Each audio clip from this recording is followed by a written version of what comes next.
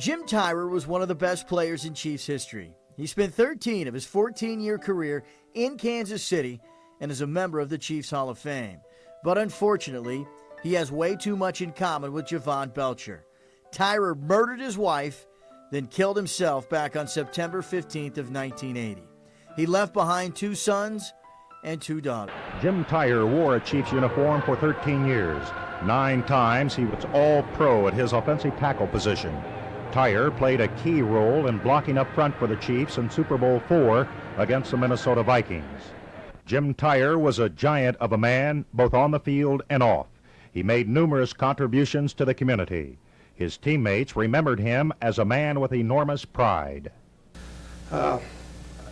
Jim is, he's not the kind of guy that gets carried away emotionally.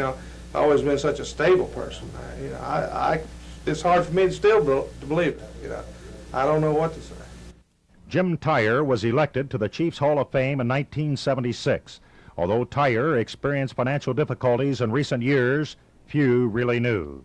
His closest friend and former teammate, Fred Arbanis, was too shaken by the tragedy to appear before a camera, but talked privately about his close relationship with his former roommate and companion. At Arrowhead Stadium, Chiefs President Jack Stedman.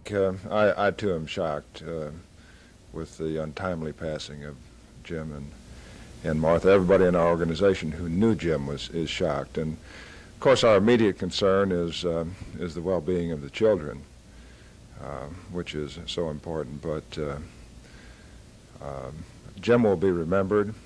He was a great player for the Kansas City Chiefs, and he'll be remembered as a great player, and he'll be remembered as one of the best at his position in the history of the National Football League.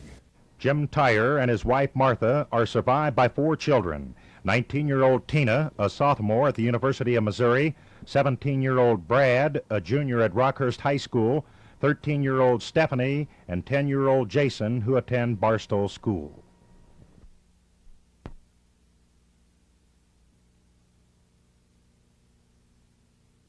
The shootings occurred sometime after 4 a.m. in the Tyrers' upstairs bedroom. A 17-year-old son who had been asleep in the house along with 2 younger Tyrer children told police he heard a shot and a scream, then 2 more shots. The teenager, apparently afraid to enter his parents' bedroom, waited nearly 2 hours before calling police. The victims, James Tyrer, 41, and his 40-year-old wife Martha, both had been shot in the head. A .38 caliber revolver was found on the floor beside Tyrer's body.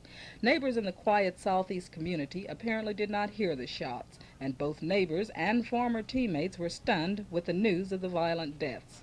I've never ever heard of them having any problems. Ever.